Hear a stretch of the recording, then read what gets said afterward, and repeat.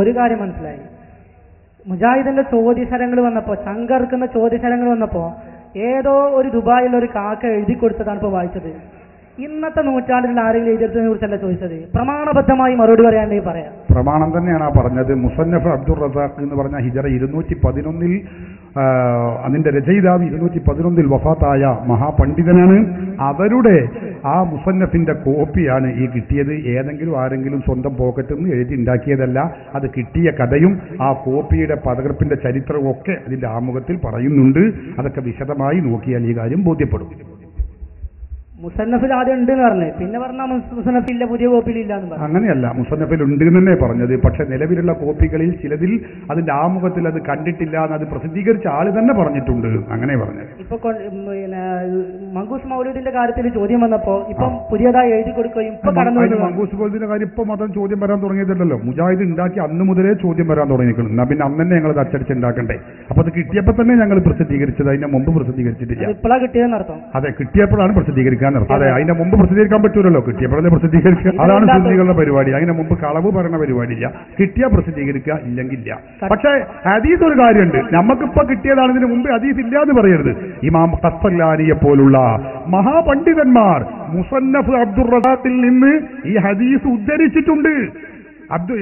ഇമാം ഖസ്സലാനി മാത്രമല്ല, പല പണ്ഡിതന്മാരും അവരുടെ ഗ്രന്ഥങ്ങളിൽ ഈ ഹദീസ് ഉദ്ധരിച്ചിട്ടുണ്ട്. അപ്പൊ ഹദീസ് ഉണ്ട് എന്നുള്ള കാര്യം ഉറപ്പന്നെ. അതിന്റെ കയ്യെഴുത്ത് പ്രതി കോപ്പി നമുക്ക് കിട്ടിയില്ല എന്നതുകൊണ്ട് ഹദീസ് ഇല്ല എന്ന് വരൂല. ഇമാം ഖസ്സലാനിയെ പോലുള്ള പണ്ഡിതന്മാരൊക്കെ അത് രേഖപ്പെടുത്തി വെച്ചതല്ലേ. നമ്മളിപ്പോ സമസ്ത വന്നതിന് ശേഷം വന്നതൊന്നല്ല.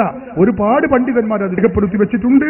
ബഹുമാനപ്പെട്ട ഇമാം ഖസ്സലാനി മാത്രമല്ല, അതുപോലെ തന്നെ അബ്ദുൽ കരീമിൽ ജീലി തന്റെ അന്നാമൂസുൽ ആദം എന്ന ഗ്രന്ഥത്തിൽ, അതുപോലെ ജവാഹിറുൽ ബിഹാർ എന്ന ഗ്രന്ഥത്തിൽ, അല്ലാമ ഹസനുൽ ബക്കരി തന്റെ താരീഖുൽ ഹമീസിൽ, ബഹുമാനപ്പെട്ട മുല്ല അലിയുൽ ഖാരി തന്റെ അൽ മൗരിദുർ റബി എന്ന ഗ്രന്ഥത്തിൽ, ഇമാം ഇബ്നു ഹജർ അൽ ഹൈതമി തന്റെ അൽ ഫതാവ അൽ ഹദീസിയ എന്ന ഗ്രന്ഥത്തിൽ, അതുപോലെ തന്റെ അൽ മിനഹുൽ മക്കിയ എന്ന ഗ്രന്ഥത്തിൽ, ബഹുമാനപ്പെട്ട ഷെയ്ഖ് ഇസ്മായിലുൽ ഇജ്ലൂനി തന്റെ കശ്ഫുൽ ഖഫ എന്ന ഗ്രന്ഥത്തിൽ, സഹോദരന്മാരെ അസിറാജുൽ മുനീർ എന്ന ഗ്രന്ഥത്തിൽ അല്ലാമ അഹമ്മദു ദിമസ്കി, എത്ര പണ്ഡിതന്മാർ ഇത് ഉദ്ധരിച്ചിട്ടുണ്ട്. അപ്പൊ അവരൊക്കെ ഇത് കണ്ടവരാണ്. ആ കോപ്പി നമുക്ക് നഷ്ടപ്പെട്ടു പോയി എന്നതുകൊണ്ട് ഹദീസ് ഇല്ല എന്ന് വരികയില്ല. ഇപ്പൊ പറഞ്ഞ സുയൂത്തി ആയാലും ഇബ്നു ഹജർ ഷാഫി മൗലവിമാരാണ് ഹദീസിന്റെ പണ്ഡിതന്മാർ. ഇതിനെക്കുറിച്ച് ആരെങ്കിലും എന്തെങ്കിലും പറഞ്ഞിട്ടുണ്ടോ? ഇമാം സുയൂത്തിയെ കുറിച്ച് പണ്ഡിത ലോകത്തുള്ള ടൈറ്റിൽ തന്നെ എന്താണെന്നറിയോ നിങ്ങൾ? ഖാത്തിമത്തുൽ ഹുഫാസ് എന്നാണ്. അതായത് ഹാഫിളീങ്ങളിൽ നിന്നുള്ള ഏറ്റവും പിൽക്കാലത്തുള്ള മഹാപണ്ഡിതൻ എന്ന മഹാനവറുകളെ കുറിച്ചുള്ള ടൈറ്റിൽ തന്നെ ഏറ്റവും വലിയ ഹദീസ് പണ്ഡിതനാണ്. അത് നിങ്ങൾക്ക് വിവരമില്ലെങ്കിൽ വിവരമുള്ളവരോട് ചോദിക്കാനല്ലാതെ ഇമാം സുയൂത്തിയെ ഒന്നും കൊച്ചാക്കരുത്. കാര്യമാത്ര പ്രസക്തമായ വല്ല ചോദ്യം ഉണ്ടെങ്കിൽ ചോദിക്കണം. സമയമില്ലാത്തതുകൊണ്ടാണ്. നമുക്ക് ആവശ്യമില്ല ചോദ്യങ്ങളെന്ന് ഇഷ്ടംപോലെ ചോദിക്കാണ്ട്. സുയൂത്തി എന്ന ആള് നിങ്ങളുടെ പാളയത്തുള്ള ആളാണ്. ആയിക്കോട്ടെ, അല്ലെങ്കിൽ ഏതാ നിങ്ങളെ പാളയത്തുള്ള ആള്? ലോകത്തുള്ള ഇമാമുകളൊക്കെ ഞങ്ങളാണെന്ന്. വെറുതെ അത് സമയം കളയലേ. ഇബ്നു തൈമിയയും കുറെ ശിങ്കിടികൾ ഉണ്ടാവും. അവരല്ലാതെ വേറെ ആരാ ലോകത്തുണ്ടാകുക? വേറെ വല്ല കഥയുണ്ടെങ്കിൽ പറഞ്ഞാ നിങ്ങൾ ഒച്ചുണ്ടാക്കിയുള്ളത് ഒച്ചയിൽ പറയേണ്ടത് ഒച്ചയിൽ തന്നെ പറയണ്ടേ? അപ്പൊ അതൊക്കെ പറഞ്ഞിട്ട് കാര്യമുണ്ടോ? അടുത്ത് പറയും. നേരം പറയും. ചോദ്യം എന്തെങ്കിലും പറയും. ആയിക്കോട്ടെ, മറുപടി ഇല്ലാത്ത അതൊക്കെ എല്ലാവരും കേൾക്കുന്നുണ്ട്. മറുപടി ഇല്ല. വേഗം പറയും. സംഗതി ചോദ്യം ഉണ്ടെങ്കിൽ ചോദിക്കാം, അല്ലെങ്കിൽ സമയം കളയും. മൗലിദുള്ള മറ്റൊരു കാര്യമാണ് എനിക്ക് മനസ്സിലായി ചോദിക്കാനുള്ളത്. അബ്ദുൽ മിസ്കീൻ എന്ന് തുടങ്ങിയിട്ട് നബിയെ വിളിച്ച് ഞങ്ങൾ അങ്ങയുടെ അടിമയാണ് എന്ന രൂപത്തിലുള്ള സംബോധനകൾ ഒരുപാട് കാണാം. നിങ്ങളുടെ തുഹ്ഫ എന്ന് പറയുന്ന ഗ്രന്ഥത്തിൽ തന്നെ പറയുന്നത് കാണാം, അബ്ദുൽ നബി എന്നൊരാൾക്ക് പേര് നാമകരണം ചെയ്യാൻ പാടില്ല.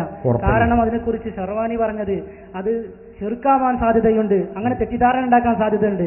അപ്പൊ അബ്ദുൽ നബി എന്ന പേരിൽ ശിർക്കാൻ സാധ്യത ഉണ്ടെങ്കിൽ ഇതും ആയിക്കൂടെ ഉസ്താദുമാരെ എന്നാണ് എന്റെ ചോദ്യം. ഇത് പറഞ്ഞ ഇമാമുകൾ ആരും ഇങ്ങനെ പറയാൻ പാടില്ല എന്ന് പറഞ്ഞിട്ടില്ല.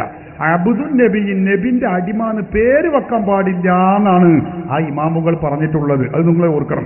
റസൂലുള്ളാഹിനെ കുറിച്ച് അബ്ദുൽ മിസ്കീനു യർജു, നബിയെ അങ്ങയുടെ വളരെ വിനീതനായ ദാസൻ അല്ലെങ്കിൽ വീതനായ സേവകൻ എന്ന അർത്ഥത്തിനൊക്കെ റസൂലുള്ളാഹിന്റെ അടിമ എന്ന് പറഞ്ഞാൽ അതിലൊരു പന്തികേടുമില്ല. ഇതൊക്കെ സഹാബത്ത് പറഞ്ഞതാ. സയ്യിദുനാ ഉമറുൽ ഫാറൂഖ് റളിയല്ലാഹു അൻഹു ഇമാം നസായി ഉദ്ധരിക്കുന്ന ഹദീസിൽ കാണാം. അവിടുന്ന് പറഞ്ഞു, കുൻതു അബ്ദഹു വഖാദിമഹു, ഞാൻ റസൂലുള്ളാഹിന്റെ അബ്ദായിരുന്നു, അടിമയായിരുന്നു. അതിന്റെ അർത്ഥം റസൂൽ അല്ലാഹു ആയിരുന്നു, റബ്ബായിരുന്നു എന്നല്ല. അതിന്റെ അർത്ഥം എന്താ? റസൂൽ പറഞ്ഞതൊക്കെ അക്ഷരം പ്രതി അങ്ങനെ തന്നെ ഞാൻ ചെയ്യുന്ന ആളാണ് ഞാൻ, അവിടുത്തെ സേവകനായിരുന്നു എന്നാണ് അതിന്റെ അർത്ഥം. അതുകൊണ്ടൊന്നും ശിർക്ക് വരൂല. ശിർക്ക് എന്താണെന്ന് മനസ്സിലാക്കുകയാണ് അതിനുള്ള മാർഗം.